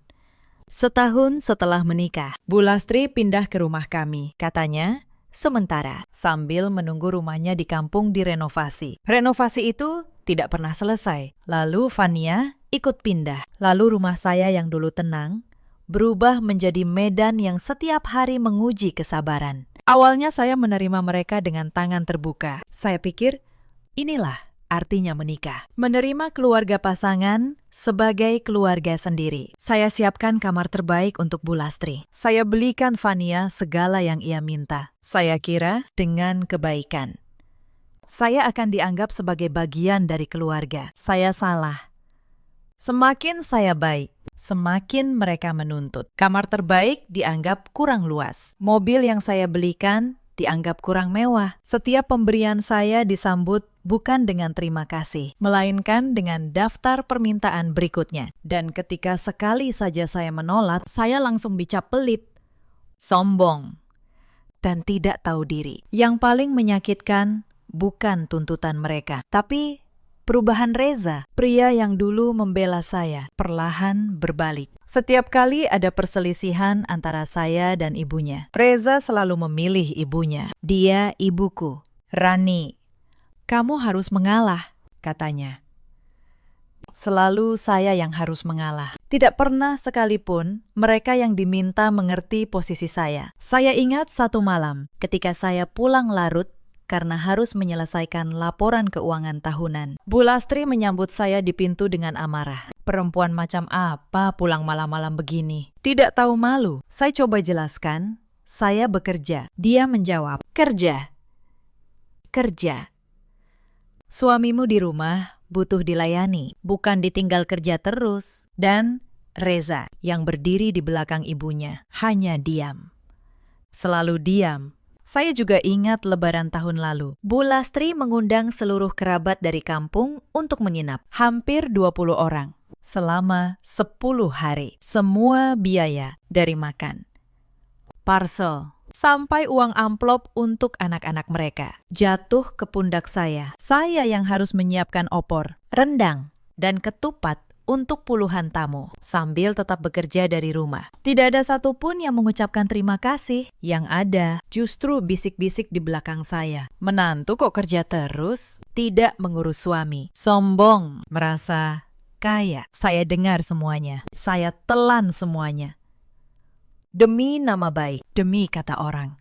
Kalimat yang sama yang selalu memenjarakan saya. Mereka semua hidup dari saya. Listrik, makan, mobil, liburan, perhiasan, semua dari rekening saya. Tapi semakin saya memberi, semakin mereka menganggap itu kewajiban. Dan Reza berubah perlahan. Dari pria sopan menjadi laki-laki yang menyandarkan seluruh hidupnya pada nama besar istrinya, sambil malu mengakuinya. Ada banyak luka kecil yang menumpuk selama 7 tahun itu. Luka yang sendiri-sendiri terlihat sepele, tapi kalau dikumpulkan, cukup untuk menenggelamkan siapapun. Saya ingat ulang tahun pernikahan kami yang ketiga. Saya pulang lebih awal, membawa kue, berharap kami bisa makan malam berdua. Tapi di rumah, Bu Lastri sudah mengundang seluruh kerabatnya untuk arisan. Kue ulang tahun saya berakhir dibagikan ke tamu-tamu yang tidak saya kenal. Dan Reza sibuk melayani ibunya. Tidak ada yang ingat hari apa itu. Saya makan malam sendirian di kamar, dengan sepiring nasi dan air mata yang saya telan diam-diam. Saya ingat ketika perusahaan saya hampir bangkrut di tahun kelima, saat pandemi menghantam. Saya bekerja siang malam, tidur 3 jam sehari, demi menyelamatkan ratusan karyawan saya. Di saat seperti itu, Bu Lastri justru menuntut saya membelikan Fania mobil baru. Masa adik iparmu naik motor? Malu dilihat tetangga, katanya. Saya jelaskan, perusahaan sedang sulit. Dia menjawab, alasan. Pelit memang dasarnya. Akhirnya, saya berutang untuk membeli mobil itu. Mobil yang malam tadi, akhirnya saya tarik kembali. Saya ingat ketika ayah saya sakit keras dan dirawat di rumah sakit. Saya ingin Reza menemani saya menjaga beliau. Tapi Reza memilih mengantar ibunya berlibur ke Bali yang sudah direncanakan. Ibu sudah lama ingin liburan. Masa dibatalkan? Katanya. Ayah saya meninggal 3 hari kemudian. Reza tidak ada di sisi saya saat itu. Hanya Pak Tono, pengacara keluarga, yang menemani saya di ruang tunggu rumah sakit. Di hari pemakaman ayah, saya berdiri sendirian. Dan saya bersumpah dalam hati, suatu hari, saya tidak akan pernah lagi membiarkan diri saya diinjak seperti ini. Tapi sumpah, itu selalu kalah oleh satu kalimat yang saya ulang pada diri sendiri. Sabar dulu. Demi rumah tangga, demi nama baik, demi kata orang. Saya tahu, seharusnya saya bicara sejak dulu sampai malam ini. Ketika kesabaran itu akhirnya kehilangan dasarnya. Malam itu, setelah cekcok soal kartu kredit Fania, saya naik ke kamar. Saya hanya ingin mandi dan tidur. Tapi di kamar, Reza sudah duduk di tepi ranjang, menatap layar ponselnya dengan wajah keruh. Kamu mempermalukan adikku di depan ibu, katanya tanpa menoleh. Saya berhenti di ambang pintu. Aku hanya bilang dia perlu belajar mengatur uangnya sendiri. Mas, uangnya. Reza tertawa sinis. Itu uang keluarga. Kamu pikir karena kamu yang cari. Kamu bisa seenaknya. Saya menatapnya lama. Pria di hadapan saya ini sudah bukan Reza yang dulu. Mas, sudah 7 tahun aku menanggung semua orang di rumah ini. Aku tidak pernah mengeluh. Tapi tolong sekali ini. Berdiri di pihakku. Reza bangkit. Wajahnya merah. Pihakmu. Kamu tahu masalahmu apa? Rani, kamu terlalu sombong karena punya jabatan. Kamu lupa kodratmu sebagai istri. Saat itu, pintu kamar terbuka. Bu Lastri masuk tanpa mengetuk. Diikuti Vania. Rupanya, mereka mendengar dari luar. Sudah kubilang, Reza, kata Bu Lastri dengan suara tinggi. Perempuan begini ini tidak bisa dibiarkan. Diberi hati minta jantung. Lihat. Sekarang dia melawan suaminya. Bu, saya tidak melawan. Saya hanya diameter. Bentak Bu Lastri. Di rumah ini, kamu menantu. Kamu harus tahu diri. Saya melihat ke arah Reza. Berharap.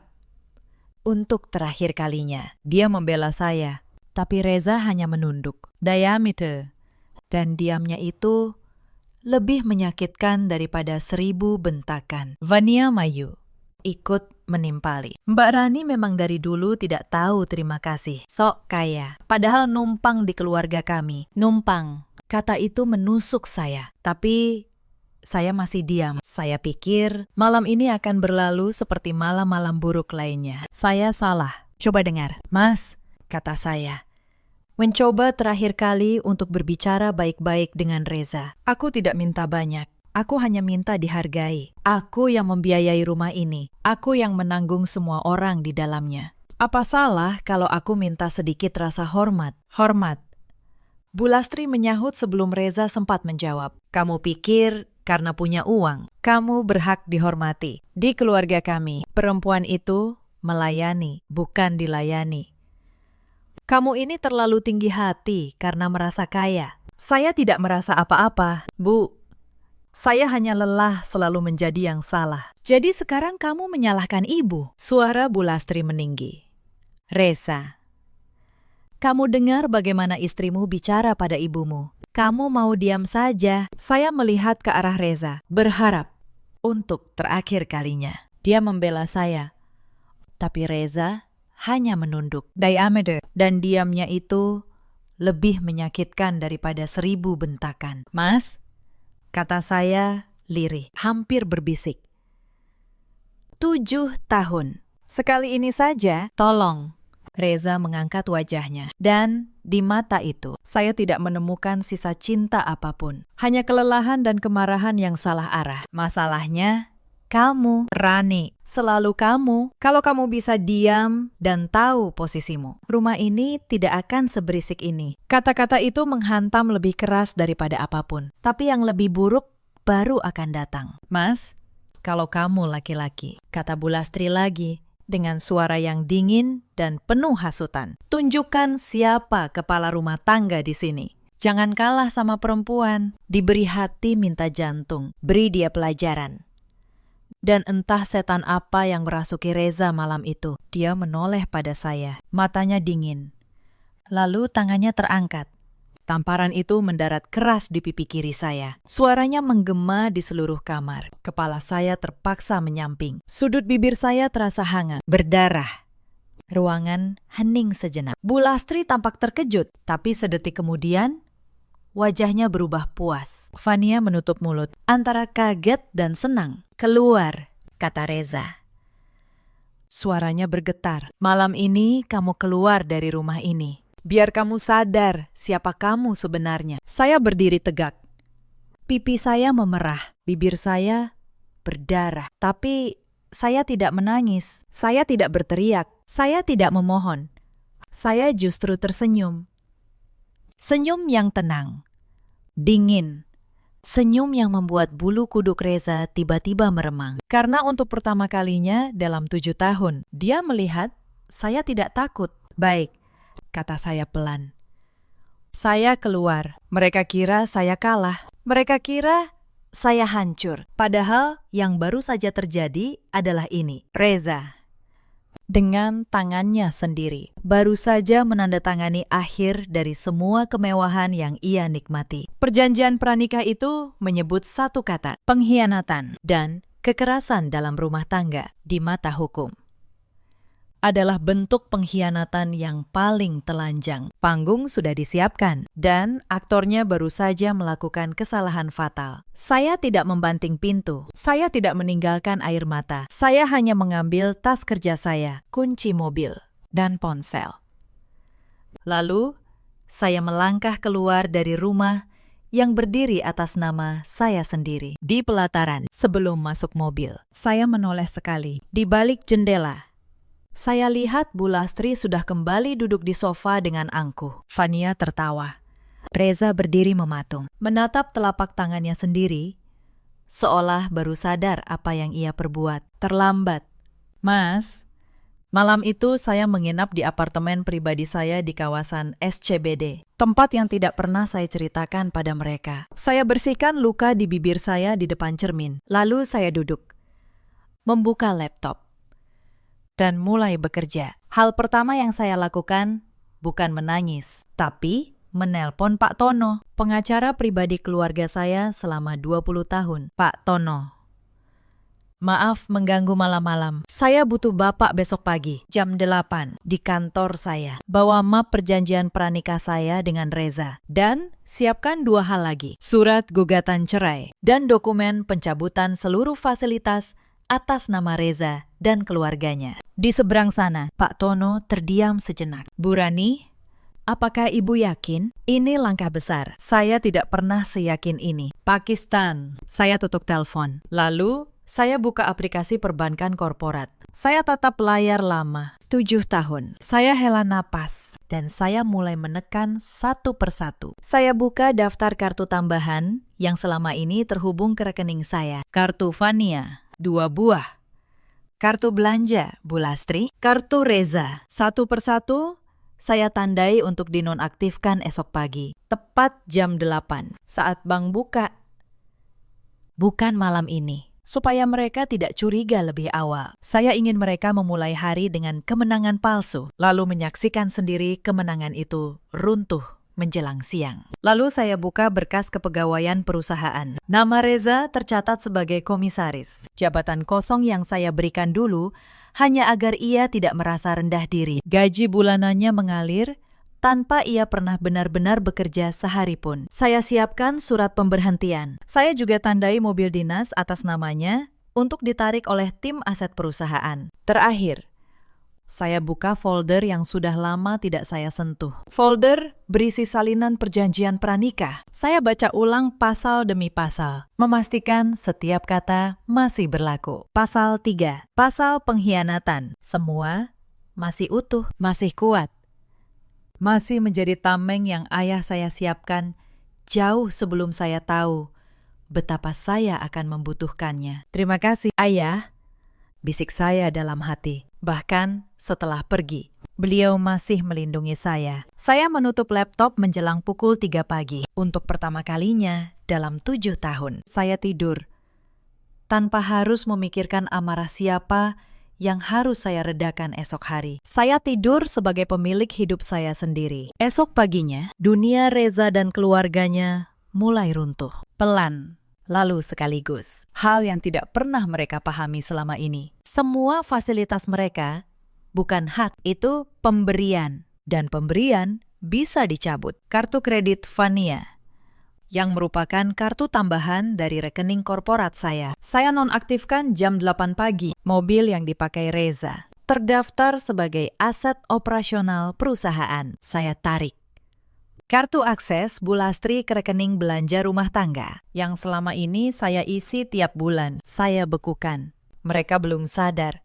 Pagi itu, menurut Mbak Asih yang masih setia melapor pada saya, suasana rumah masih penuh kemenangan. Bu Lastri menyuruh Mbak Asih memasak rendang. Katanya, untuk merayakan kepergian menantu durhaka. Fania merencanakan belanja besar di mall. Reza berangkat ke kantornya dengan dada membusung. Saya biarkan mereka menikmati pagi terakhir mereka di puncak. karena puncak yang dibangun di atas keringat orang lain selalu runtuh paling cepat. Kabar pertama datang menjelang siang. Vania menelepon saya. Sesuatu yang tidak pernah ia lakukan kecuali butuh uang. Mbak Rani, kartuku ditolak lagi. Dan yang satunya juga.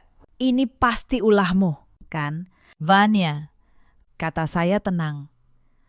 Kartu itu kartu tambahan dari rekening perusahaan. Karena kamu bukan karyawan perusahaan dan bukan lagi tanggungan saya. Fasilitas itu dicabut. Mulai hari ini, kalau kamu ingin belanja, gunakan uangmu sendiri. Hening di seberang, lalu jeritan. Kamu tidak bisa begini. Mama. Saya tutup telepon. Tidak sampai 10 menit. Ponsel saya kembali berdering. Kali ini Bu Lastri. Suaranya menggelegar bahkan sebelum saya sempat bicara. Maharani. Apa-apaan ini? Kartu belanja ibu juga diblokir. Ibu mau bayar catering arisan besok pakai apa? Kamu mau mempermalukan ibu di depan seluruh kerabat. Bu, jawab saya. Selama ini, uang belanja itu saya transfer setiap bulan ke kartu yang saya beri pada ibu. Itu uang saya. Mulai sekarang, saya berhenti menyisinya. Soal arisan, mungkin ibu bisa membayarnya sendiri. Bukankah selama ini ibu bilang punya tabungan? Tentu saja Bu Lastri tidak punya tabungan. Selama 7 tahun, ia hanya menumpang pada saya sambil merasa berkuasa. Telepon ditutup dengan bantingan keras. Tengah hari, giliran masalah yang lebih besar muncul di rumah. Mbak Asih mengabari saya lewat pesan singkat. Tagihan kartu kredit Vania bulan lalu, yang selama ini otomatis terpotong dari rekening saya. Kali ini menunggak. Pihak bank menelpon ke rumah. Menagih cicilan tas mewah dan perhiasan yang Vania beli diam-diam. Nilainya puluhan juta rupiah. Vania panik. Ia tidak punya uang sepeser pun untuk membayarnya. Untuk pertama kalinya, ia harus menghadapi konsekuensi dari gaya hidup yang selama ini saya tanggung. Sorenya, masalah merembet ke Bu Lastri. Ternyata tanpa sepengetahuan saya. Bu Lastri sering berutang ke warung dan tetangga sekitar. Dengan jaminan nama besar saya. Nanti menantu saya yang bayar. Dia direktur.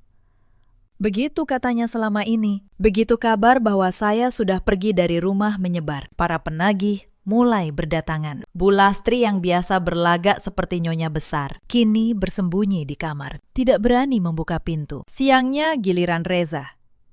Dia menelpon dengan suara yang berusaha tetap berwibawa, tapi gagal. Rani, mobil kantor ditarik orang tadi. Katanya atas perintah perusahaan. Ada apa ini? Mobil itu aset operasional perusahaan. Mas, diperuntukkan bagi karyawan aktif. Posisimu di perusahaan sudah saya evaluasi. Kamu tidak pernah benar-benar bekerja, hanya menyandang jabatan dan menerima gaji. Mulai hari ini, jabatan itu dihapus. Kamu memecatku. Suaranya naik. Aku, suamimu, suami yang menamparku semalam dan mengusirku dari rumahku sendiri. Iya, Mas, saya ingat betul rumahmu.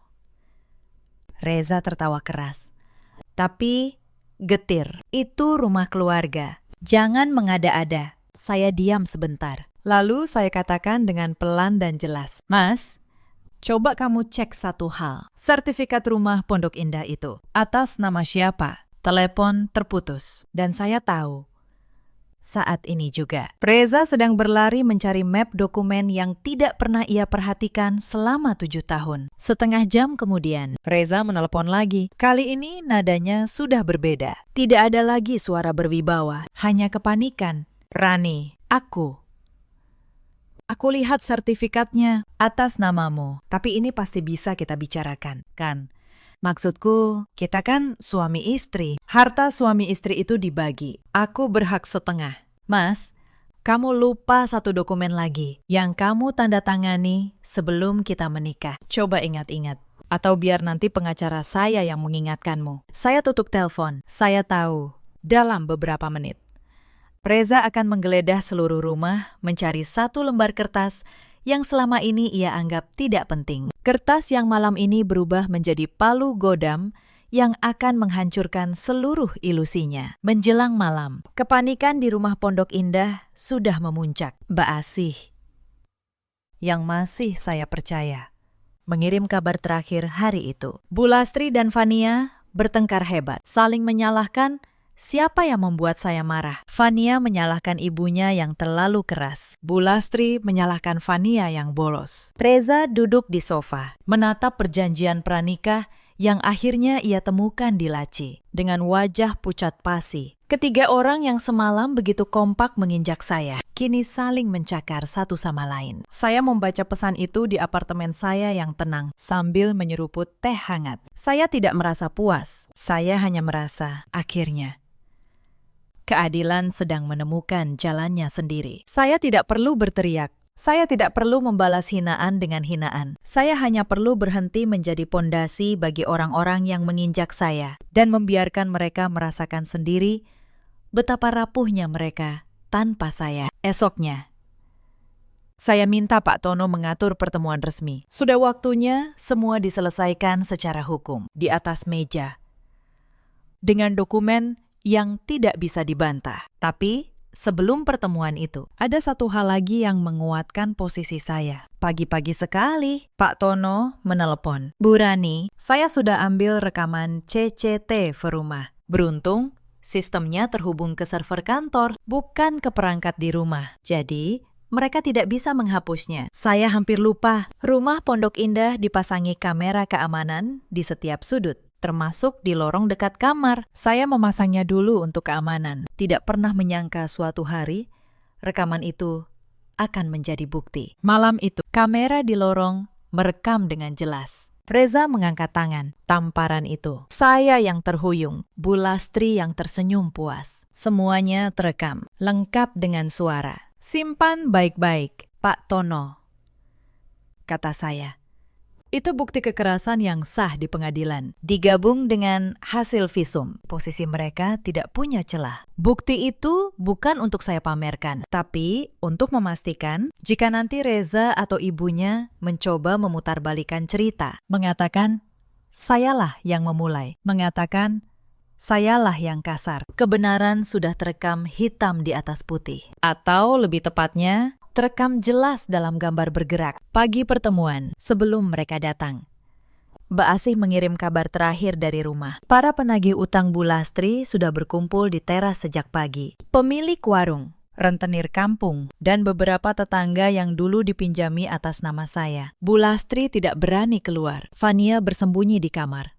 Dan Reza, yang seharusnya menjadi kepala keluarga, hanya bisa berjanji pada para penagih bahwa utang akan dibayar, entah dengan uang siapa. Inilah yang tidak pernah mereka sadari. Selama ini, seluruh kewibawaan mereka di mata orang lain bukan berasal dari diri mereka sendiri, tapi dari nama besar dan uang saya. Begitu sandaran itu hilang, mereka tidak lebih dari orang-orang yang hidup di atas utang dan kesombongan kosong. Sorenya, mereka bertiga datang ke kantor saya. Bu Lastri, Reza, dan Fania. Wajah mereka sudah tidak ada sisa keangkuhan pagi tadi. Saya minta sekretaris saya, Prati, mempersilakan mereka masuk ke ruang rapat. Pak Tono sudah duduk di sana dengan map tebal di hadapannya. Bu Lastri langsung menyerang begitu pintu tertutup. Maharani, apa-apaan kamu ini? Kamu permalukan keluarga kami. Fania menangis seharian. Reza dipermalukan di kantornya. Saya duduk tenang di ujung meja. Silakan duduk dulu. Bu, kita bicara baik-baik. Untuk terakhir kalinya, aku tidak mau duduk. Bu Lastri tetap berdiri. Cabut semua perintah konyolmu itu sekarang juga. Kamu istri Reza. Hartamu ya, harta keluarga. Saya melirik Pak Tono. Beliau membuka map, mengeluarkan satu lembar dokumen, dan meletakkannya di tengah meja. Bu Lastri, kata Pak Tono dengan tenang. Ini perjanjian pranikah yang ditandatangani Bapak Reza 7 tahun lalu, di hadapan notaris. Pasal 3 menyebutkan seluruh aset Ibu Maharani, termasuk rumah, kendaraan, dan saham perusahaan, adalah harta pribadi yang dibawa sebelum pernikahan. Tidak ada percampuran harta, artinya secara hukum tidak ada 1 rupiah pun di rumah itu yang menjadi milik Bapak Reza, apalagi milik Ibu atau Nona Fania. Wajah Bu Lastri memucat. Reza meraih dokumen itu dengan tangan gemetar. Matanya bergerak cepat membaca baris demi baris. Tanda tangannya sendiri ada di sana. Jelas. Tidak terbantahkan. Ini tidak mungkin, gumamnya. Aku tidak pernah baca ini. Kamu menandatanganinya. Mas, kata saya, 7 tahun lalu, sambil bilang, kamu menikahiku karena cinta, bukan harta. Saya masih ingat kalimat itu kata per kata. Pak Tono menambahkan dengan tenang, Bapak Reza, perlu saya jelaskan juga, karena perjanjian ini menyebut klausul pengkhianatan dan kekerasan dalam rumah tangga termasuk dalam kategori itu. Maka dalam perceraian nanti, Bapak tidak berhak atas pembagian harta apapun, tidak rumah, tidak kendaraan, tidak saham. Semuanya tetap menjadi milik Ibu Maharani. Ini bukan keputusan Ibu Maharani semata. Ini konsekuensi hukum dari dokumen yang Bapak tanda tangani sendiri. Reza terdiam. Wajahnya yang tadi merah, kini pucat pasi. Untuk pertama kalinya, ia benar-benar memahami betapa dalam jurang yang ia gali sendiri selama 7 tahun. Ia hidup dalam ilusi bahwa rumah, mobil, dan jabatannya adalah miliknya. Padahal semuanya hanya pinjaman dari perempuan yang ia injak setiap hari. Fania mulai panik. Tapi kami tinggal di sana. Itu rumah kami juga. Kalian tinggal di sana karena saya izinkan. Vania, kata saya. Dan izin itu mulai hari ini saya cabut. Pak Tono, tolong jelaskan. Pak Tono mengeluarkan dokumen kedua. Ini surat pemberitahuan resmi para penghuni rumah di Pondok Indah, yaitu Ibu Lastri dan Nona Fania diminta mengosongkan rumah dalam waktu 30 hari. Rumah tersebut adalah milik pribadi Ibu Maharani, dan beliau berhak menentukan siapa yang tinggal di dalamnya. Jika dalam 30 hari tidak dikosongkan, kami akan menempuh jalur hukum. Kamu mengusir kami. Suara Bu Lastri bergetar. Kamu mengusir ibu mertuamu sendiri. Saya menatapnya. Tenang, Bu. Semalam di rumah itu, ibu menyaksikan anak ibu menampar saya. Lalu, ibu menyuruh saya keluar. Saya hanya melakukan persis apa yang ibu minta. Saya keluar. Dan sekarang, giliran ibu yang keluar. Reza tiba-tiba bangkit. Suaranya berubah memohon. Rani, tunggu. Kita bisa bicarakan ini. Aku hilaf semalam. Aku minta maaf. Demi anak kita nanti. Demi. Kita tidak punya anak. Mas, dan setelah 7 tahun, saya bersyukur untuk itu. Saya berdiri. Pak Tono. Dokumen yang terakhir. Pak Tono meletakkan map ketiga di meja. Surat gugatan cerai karena ada bukti kekerasan dalam rumah tangga semalam. Dan saya sudah melakukan visum pagi tadi di rumah sakit. Saya letakkan 1 lembar hasil visum di samping gugatan. Maka berdasarkan pasal pengkhianatan dalam perjanjian pranikah, seluruh tuntutan harta gonogini dari pihak Reza gugur. Mas tidak akan mendapatkan apapun. Bukan karena saya kejam, tapi karena itu yang Mas tanda tangani sendiri. Dengan tangan yang sama yang Mas pakai menampar saya semalam. Reza terduduk lemas. 7 tahun. Rani, masa kamu tega membuang 7 tahun begitu saja? Saya menatapnya. Untuk pertama kalinya, tanpa amarah. Tanpa luka. Hanya ketenangan. 7 tahun itu. Mas, saya yang menanggung semuanya. Saya yang membiayai. Saya yang mengalah. Saya yang mencuci piring di rumah saya sendiri sambil dihina. Kamu tahu apa yang kamu korbankan dalam 7 tahun itu? Tidak ada. Jadi, jangan bicara soal membuang. Yang saya buang hanya beban yang seharusnya tidak pernah saya panggul. Bu Lastri, yang sejak tadi terdiam, tiba-tiba bersuara. Kali ini dengan nada yang sama sekali berbeda. Lirih, memelas. Maharani, nak, ibu minta maaf. Ibu hilaf. Kita ini keluarga. Masa kamu tega mengusir orang tua sepertimu, ibu? Ibu sudah tua. Mau tinggal di mana?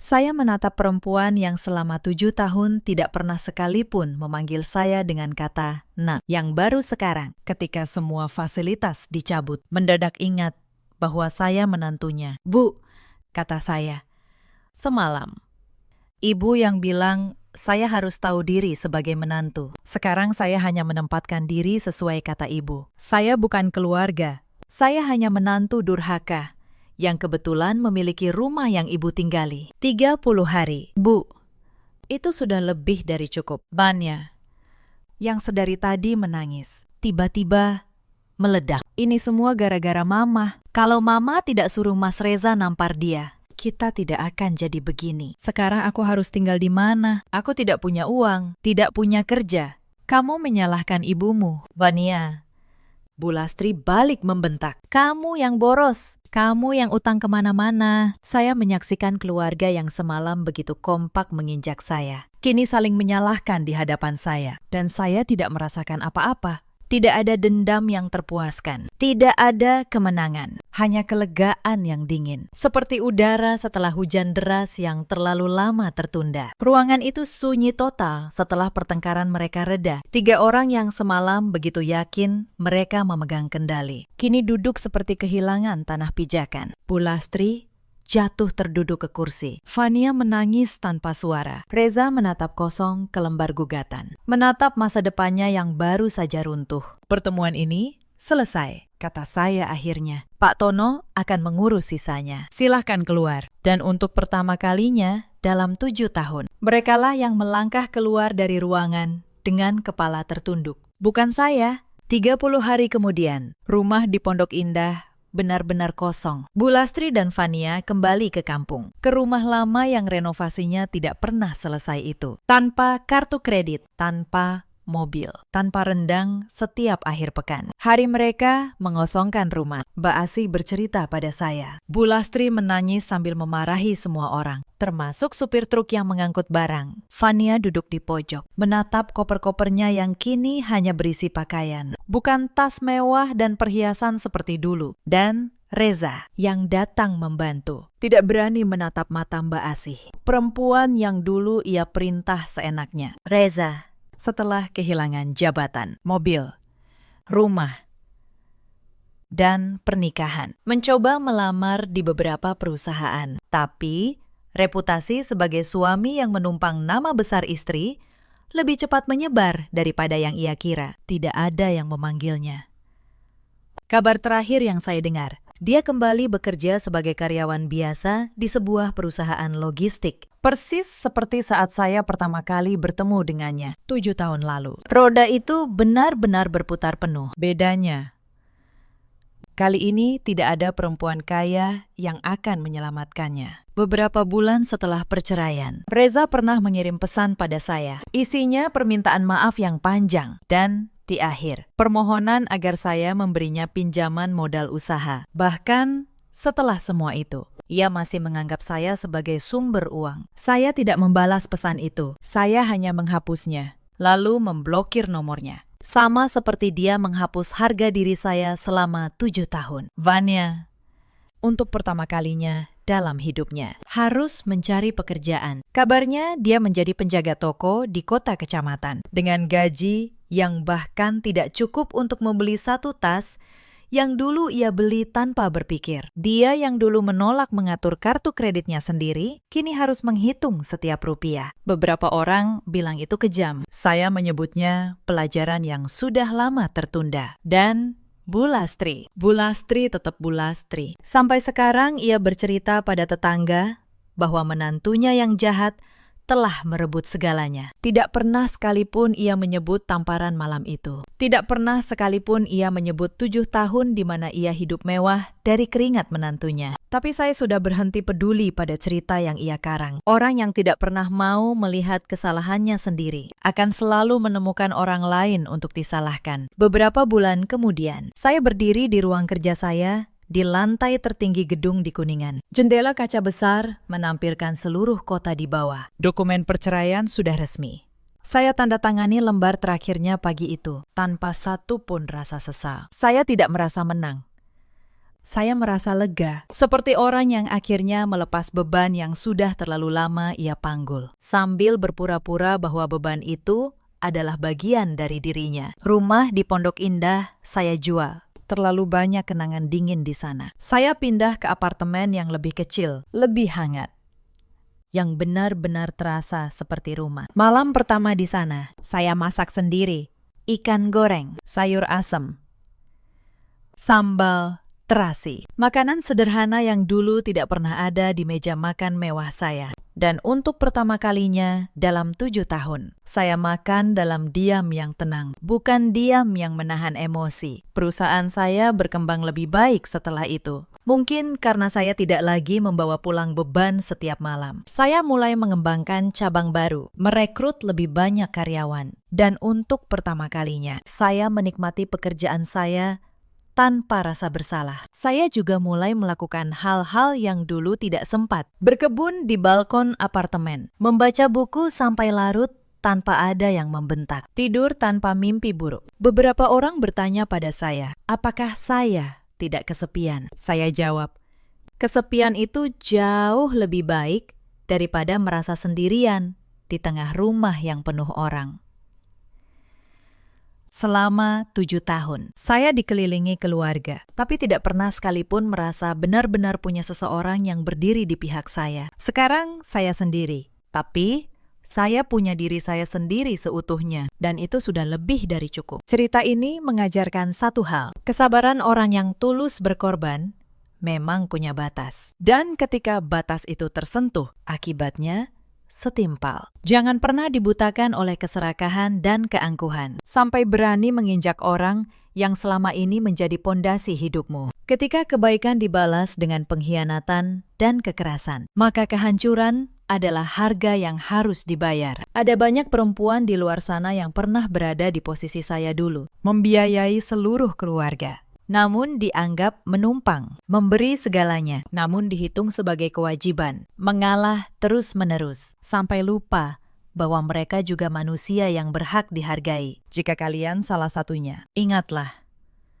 kebaikan bukan alasan untuk diinjak, dan diam bukan berarti lemah. Kadang diam hanya berarti kita sedang menunggu waktu yang tepat. Ada pula para suami seperti Reza di luar sana, yang lupa bahwa berdiri di belakang istri yang kuat bukanlah aib. Aib yang sebenarnya adalah mengangkat tangan pada orang yang menanggung hidupmu, lalu menyebutnya sebagai kepemimpinan. Kekuatan seorang laki-laki tidak diukur dari seberapa keras ia bisa menampar, tapi dari seberapa setia ia berdiri di sisi orang yang mencintainya. Ada juga para ibu mertua seperti Bu Lastri yang takut kehilangan kuasa atas anaknya, lalu menjadikan menantu sebagai musuh. Padahal menantu yang baik adalah berkah, bukan ancaman.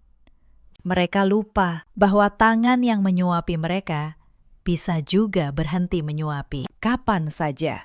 Dalam hidup, kita selalu punya pilihan untuk bersyukur atau untuk serakah, untuk menghargai atau untuk menginjak, dan setiap pilihan, cepat atau lambat, akan menemukan balasannya. Maharani memilih untuk bersabar selama 7 tahun. Lalu ia memilih untuk berhenti. Dan dalam pilihan untuk berhenti itulah ia menemukan kembali dirinya. Karena pada akhirnya, harga diri seseorang tidak bisa ditukar dengan rumah mewah, mobil, atau apapun. Dan siapapun yang berani menginjaknya, cepat atau lambat, akan membayar harganya dengan lunas. Bagaimana menurut kalian tentang keputusan Maharani malam itu? Apakah ia terlalu kejam atau justru terlambat melakukannya? Tulis pendapat kalian di kolom komentar. Tekan like dan subscribe supaya tidak ketinggalan kisah berikutnya. Terima kasih sudah menemani sampai akhir. Sampai jumpa di cerita selanjutnya.